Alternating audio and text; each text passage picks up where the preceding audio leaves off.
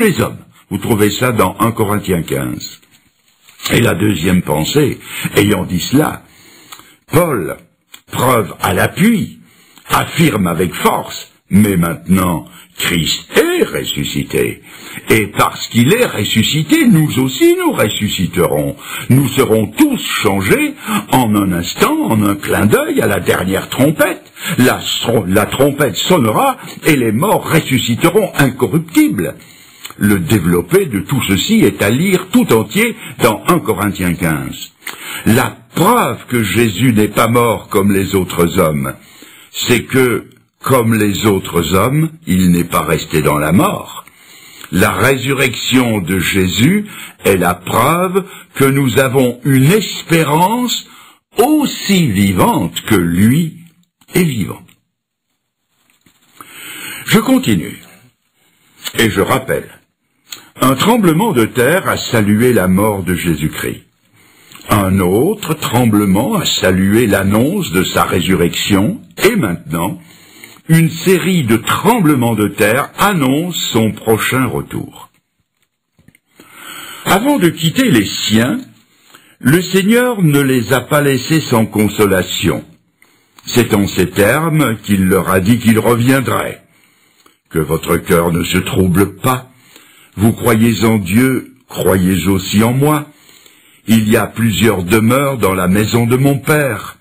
Je vais vous y préparer une place, et quand je vous aurai préparé une place, je reviendrai, et je vous prendrai avec moi, afin que là où je suis, vous y soyez aussi. On trouve ça dans Jean 14. Il ne leur a pas révélé la date de son retour. Et il leur a même interdit de chercher à le savoir. Mais il leur a donné des signes avant-coureurs de son retour. Parmi ces signes, nous relèverons, sans nous y arrêter, la rentrée du peuple juif dans son pays d'origine, la Palestine, sujet que j'ai traité en détail dans une autre occasion. Il y aura aussi l'apparition de phénomènes inexplicables comme des signes dans le ciel, dirons-nous des ovnis, objets volants non identifiés. Il y aura une déferlante de gourous, de violence, de corruption, de belligérance à l'échelle mondiale et une multiplication des tremblements de terre prophétisés par le Seigneur lui-même en ces termes. Jésus se mit à leur dire, « Prenez garde que personne ne vous séduise, car plusieurs viendront sous mon nom en disant « c'est moi », c'est-à-dire les gourous, et ils séduiront beaucoup de gens. Vous entendrez parler de guerre et de bruit de guerre. Une nation s'élèvera contre une nation, un royaume contre un royaume. Il y aura des famines, il y aura, et je souligne, il y aura des tremblements de terre en divers lieux. Ce ne sera que le commencement des douleurs. Je viens de lire cela dans l'évangile de Marc au chapitre 13. Quelqu'un me dira peut-être que des tremblements de terre, il y en a toujours eu, et que par conséquent, ils ne peuvent pas être un des signes du retour de Jésus-Christ. Il est vrai que pour les Japonais, chez qui la terre tremblote si souvent que l'idée que ce soit un signe ne les impressionnera pas. Mais il y a une précision donnée par le Seigneur qui force notre attention. Il a parlé de secousses telluriques, non seulement sur une ligne de faille où l'écorce terrestre présente des faiblesses, mais il a précisé que cela se produirait en divers lieux. Et nos savants reconnaissent d'ailleurs que ces phénomènes se généralisent un peu partout sur la surface de notre globe. Suite à une secousse sismique importante au Maroc, j'ai relevé ce commentaire d'un spécialiste: le Maroc n'est pas un pays où la terre est fréquemment secouée. En me fiant aux déclarations de la Bible, que je tiens pour inspirées de Dieu, j'ai entrepris une collection d'un genre nouveau. J'ai guetté toutes les nouvelles des tremblements de terre d'intensité variable rapportées dans mon journal et je les ai découpées et collées dans un album. Il ne m'a pas fallu longtemps pour le remplir tout entier jusque sur les pages de garde. Pour mieux vous faire saisir la réalité de ce « en divers lieux », j'ai mis ces lieux, des pays, villes importantes ou régions, je les ai mises par ordre alphabétique, et je vous en livre le résultat actuel. Quand j'étais haut comme 3 pommes, j'ai appris à l'école l'alphabet A, B, C. Et je commence. Alger, Afghanistan, Açores, Acapulco, Aléoutienne.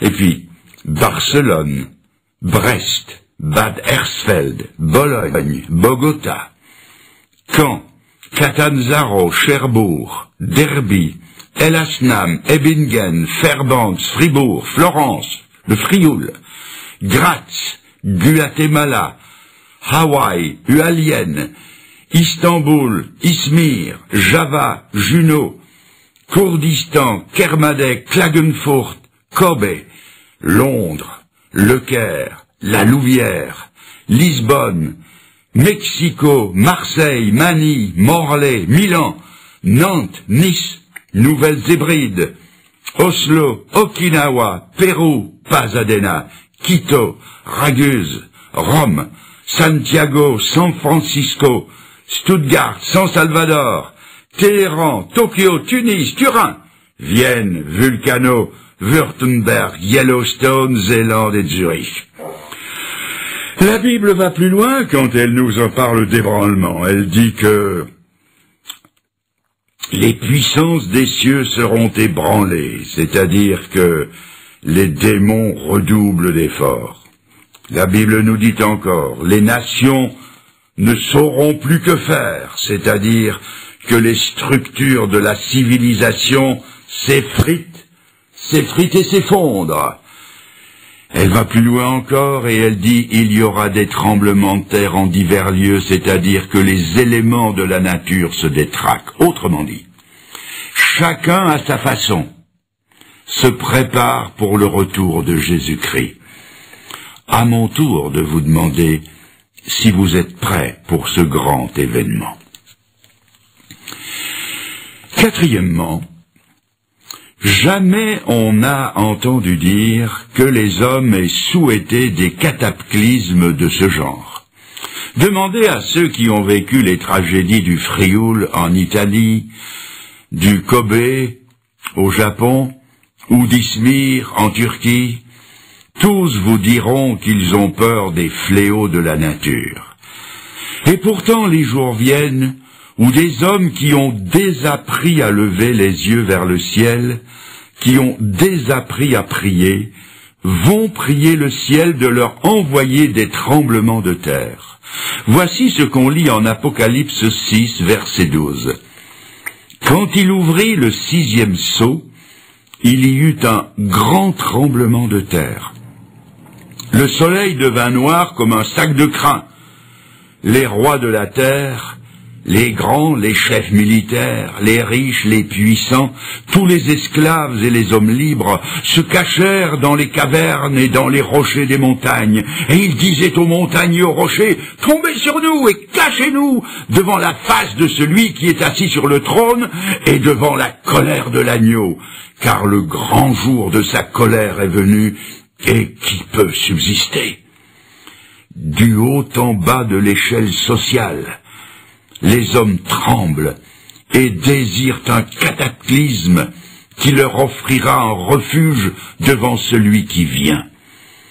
Quels sont ceux qui tremblent et qui prient? Ce sont ceux qui n'ont pas tremblé à la pensée de leurs péchés et qui n'ont pas prié pour en avoir le pardon. Ce sont ceux qui ont tourné le dos à la grâce de Dieu et qui ont dit non à Jésus-Christ quand il était l'agneau de Dieu qui ôte le péché du monde.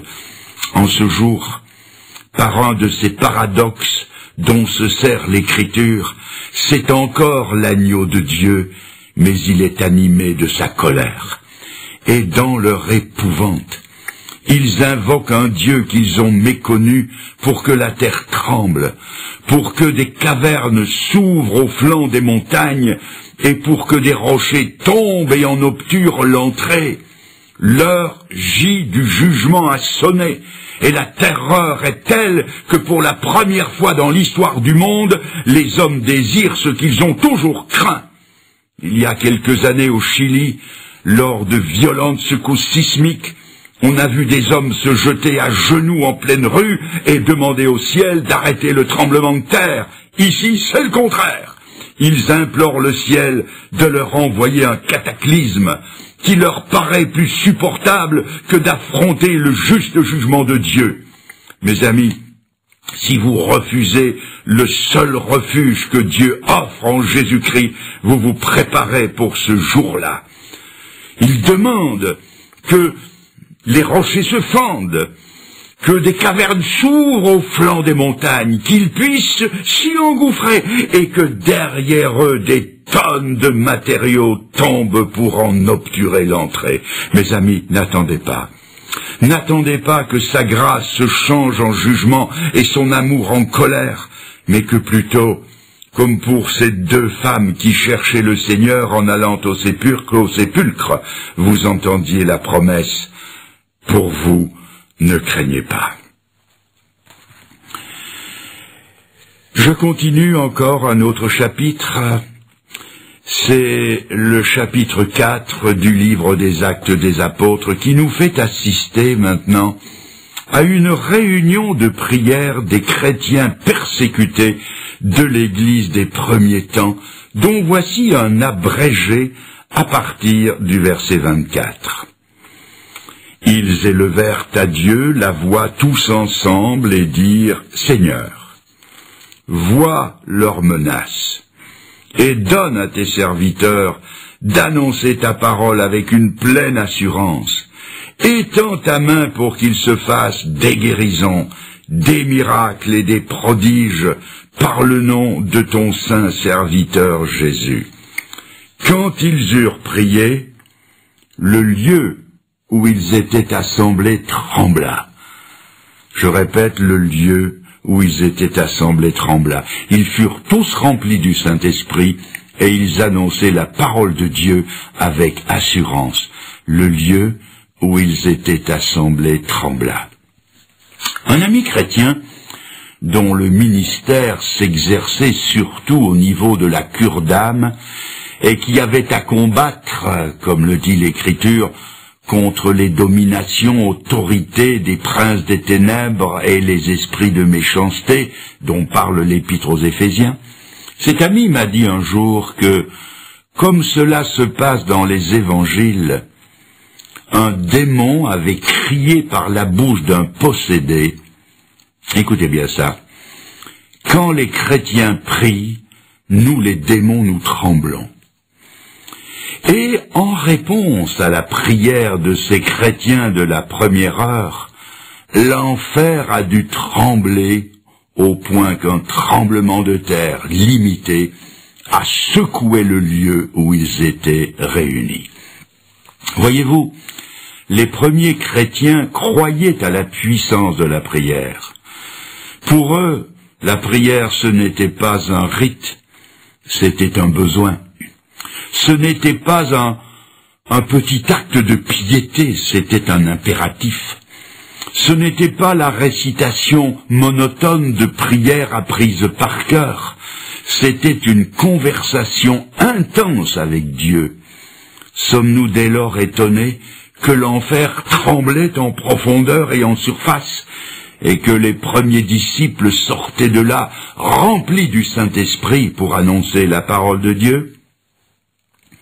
Je veux maintenant vous transporter au ciel par la pensée et par la Bible et vous faire voir ce qui se passe au ciel quand sur la terre les chrétiens prient. Dans l'Apocalypse au chapitre 8, versets 3 à 5, l'apôtre Jean nous transmet une vision céleste empruntée en partie à l'Ancien Testament. Je lis. je vis les 7 anges qui se tiennent devant Dieu,